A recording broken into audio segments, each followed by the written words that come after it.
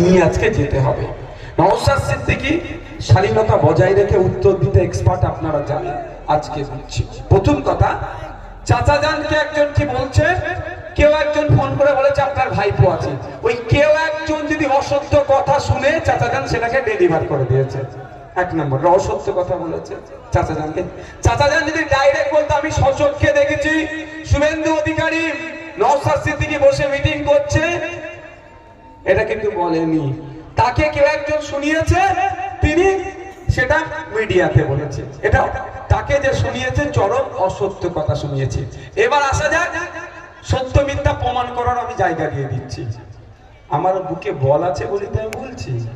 এ দেখুন আপনাকে বলি, আমি সকালবেলা উঠলাম ঘুম থেকে, সে 10টা হোক 11টা হোক 8টা হোক, বার হয়ে হয়তো মাজার শরীফ ধারে, আপনারা জানতো আমি একটু আড্ডা টাড্ডা মারি, দেখেছেন তো বেশ, আমার বাড়ির দিকে থাকি, আর নাহলে বড় দরবারে ওই ওই মাজার শরীফের ওখানটা দেখেছেন তো, অনেকে গিয়ে দেখতে পান তো আমাকে।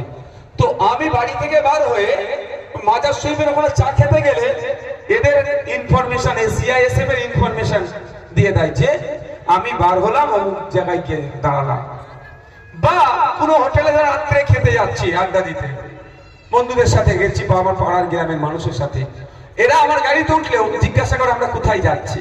যদি বলি শিয়াখালা, সঙ্গে সঙ্গে টাইপ করে দেবে শিয়াখালা। শিয়াখালা পার হয়ে গেলে বলবে এবার আপনি আমরা কোথায় যাব। যদি বলি ডানকুনি, ডানকুনি। ঠিক আছে। তো যেদিন চাচাকে, আমার চাচা জানকে ওই লোকটি বলেছেন যে আমি শেরে পাঞ্জাবে গিয়ে তাই মিটিং করেছি, নিশ্চিত ভাবে আমাকে বলাতে হয়েছে আমি শেরে পাঞ্জাব যাব।